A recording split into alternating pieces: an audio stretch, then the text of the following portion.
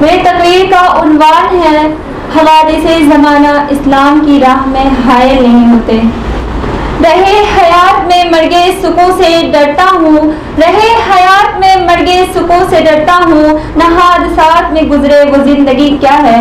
معزز سامعین و سامعات، آج ہر ایک کی زبان پر مسلمانوں کی پستی اور کم ہمتی کا رونا ہے، مسلمانوں کے انحطاط اور زوال کی کہانی ہے، زندگی کے ہر میدان میں مسلمانوں کی ناکامی کے چرچے ہیں، پیچھے رہ جانے کا تذکرہ ہے، معاشی، اقتصادی، تہذیبی، اخلاقی، روحانی ہر قسم کا انحطاط، ہر قسم کی کمزوریاں مسلمانوں میں موجود ہیں۔ مسلمانوں کی پستی کا رونا رونے والے اور آنسو بہانے والے غلط نہیں کہتے، ان کی بات اخلاص پر بھی اور حق و صداقت پر بھی مبنی ہے۔ آج میں اس کا دوسرا پہلو لے کر آپ کے سامنے حاضر ہوں، جو روشن و تابناک ہے، جو خوشگوار و خوش منظر ہے اور ملت اسلامیہ کی بہتری کی ضمانت ہے۔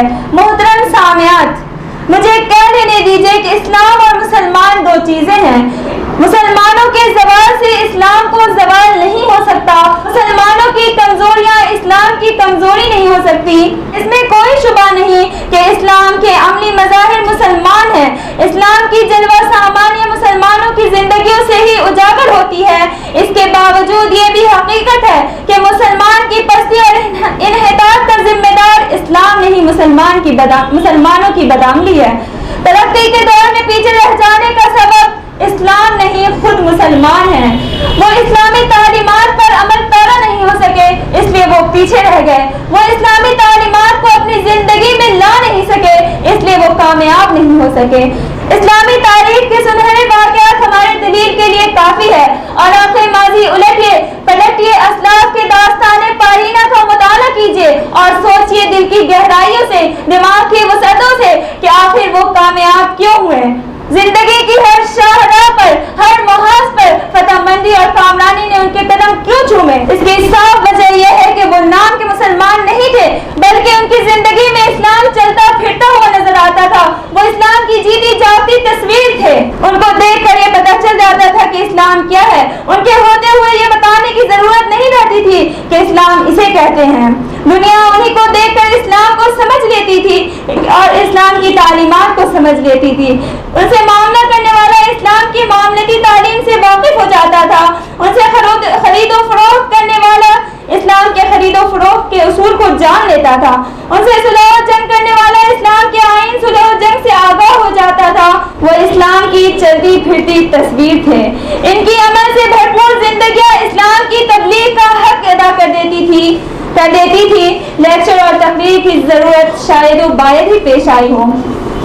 محترم سامعات، اگر آنکھیں کھلی ہو، دل دیکھتا ہو اور دماغ ہوش و حواس میں ہو تو ہر شخص یہ بات ماننے پر مجبور ہوگا کہ اسلام انسانیت کے لیے کامیابی کا ضامن ہے، دنیا میں بھی اور آخرت میں بھی۔ وقتی حوادث اس کی راہ میں حائل نہیں ہوتے، وہ دشواریوں کو حل کرتا ہوا، حادثات روزگار سے مورچہ لیتا ہوا، نبرد آزما ہوتا ہوا اپنی راہ کو بناتا جاتا ہے، آگے بڑھتا جاتا ہے، آخرکار سربلندی اور سرفرازی ان کا مقدر ہوتی ہے۔ اسی لیے اللہ تعالیٰ نے قرآن کریم میں فرمایا، اے مومنو ہمت مت ہارو اور رنج مت کرو، تم ہی سربلند رہو گے، لیکن اس کے لیے شرط یہ ہے کہ تم مومن رہو۔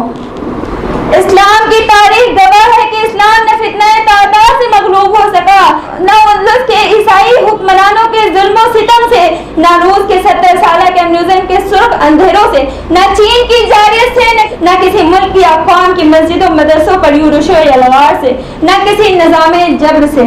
زمانہ داستان عزم جب ترتیب دیتا ہے، زمانہ داستان عزم جب ترتیب دیتا ہے، سر فہرست آ جاتے ہیں دیوانوں کے نام اکثر۔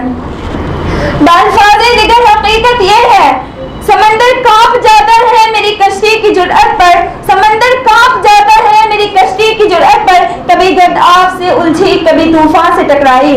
محترم سامعات، اسی لیے سارے حادثات اور مصائب و آلام کی یلغار کے باوجود اسلام پوری دنیا میں، ساری دنیا میں پوری آب و تاب کے ساتھ زندہ ہے اور زندہ رہے گا۔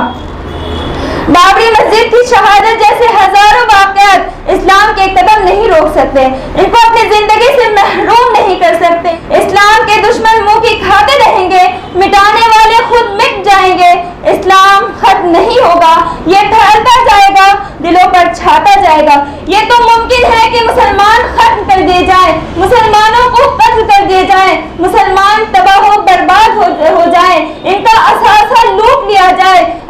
کنکر کی ٹھوکریں کھانے پر مجبور کر دیے جائیں، انہیں دار پر کھینچا جائے اور تہی طرف کر دیا جائے، ہاتھوں میں ہتھیلیاں اور پیروں میں بیڑیاں لگا دی جائے اور زبانوں پر مہریں سکوت لگا دی جائے۔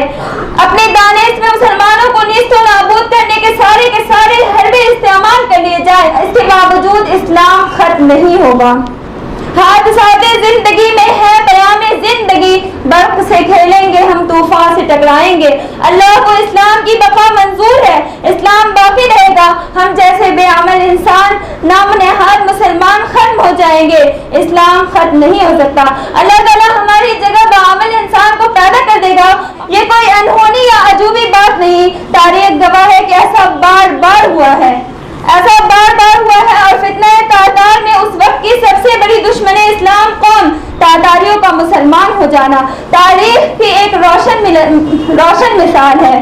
وہی جو اسلام اور مسلمانوں کے مٹانے کے لیے سر دھڑ کی بازی لگا رہے تھے، ایک دوسرے سے سبقت کرنے کی کوشش کر رہے تھے، جس کے اکثر مسلمانوں کی کھوپڑی کے اونچے منارے بنا کر اپنے آپ کو بڑا دشمن اسلام ثابت کرنے کا مقابلہ کر رہے تھے، دین اسلام کے متبع بن گئے، اسلام کے پھیلانے والے بن گئے، چنگیز و ہلاکوں کی اولاد اور اس کا خاندان اسلام کا پاسباں بن گیا اور محافظ بننے کے لیے مسترب ہو گیا، بلکہ خود کو اسلام اور مسلمانوں کا خادم قرار دے کر خوشی و مسرت محسوس کیا۔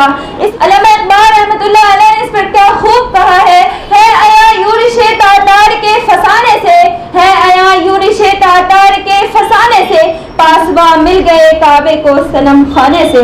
قرآن کہتا ہے اے مسلمانوں، تم اگر بدعملی کی زندگی گزارنا بند نہیں کرو گے تو ہمیں تمہاری کوئی ضرورت نہیں، ہم نے تمہیں فطرت اسلام پر پیدا کیا اور اس پر باقی رکھا، ہم نے تم پر احسان کیا، تم اسلام پر قائم رہو یا نہ رہو ہمیں تمہاری پرواہ نہیں، اگر تم اسلام پر قائم رہو گے تمہیں حیات سرمدی عطا کریں گے، پاکیزہ و خوشگوار زندگی نوازیں گے۔ اور قرآن کریم میں اللہ تعالیٰ نے کہا اگر تم اسلام پر قائم نہ رہو تو ہمارے کام کے لیے بہت سے لوگ موجود ہیں۔ گویا اسلام کی دولت مل جانا اللہ کا خصوصی فضل ہے، اگر کوئی اس فضل کی ناقدری کرتا ہے تو اللہ تعالیٰ اس کی جگہ ایسے لوگوں کو دولت سے نوازتا ہے جو اس کے قدرداں ہوں۔ اسلام دنیا سے فنا نہیں ہو سکتا، حادثات زمانہ اس کا کچھ نہیں بگاڑ سکتے، وہ قیامت تک باقی رہے گا، باقی رہنے کے لیے ہے اور باقی رہے گا، کیونکہ یہی دین اللہ کو پسند ہے، یہی دین اللہ کا دین ہے، اس کے سوا کوئی دین نہیں، کوئی مذہب نہیں، اللہ کو قبول ہی نہیں۔ ان الدین عند اللہ الاسلام، بے شک اللہ کے نزدیک جو دین ہے وہ اسلام ہے۔ قدم جو آگے کو اٹھتے ہیں پھر نہیں سکتے، قدم جو آگے کو اٹھتے ہیں پھر نہیں سکتے، کنارے بحر پہ ہم کشتیاں جلا آئے، وما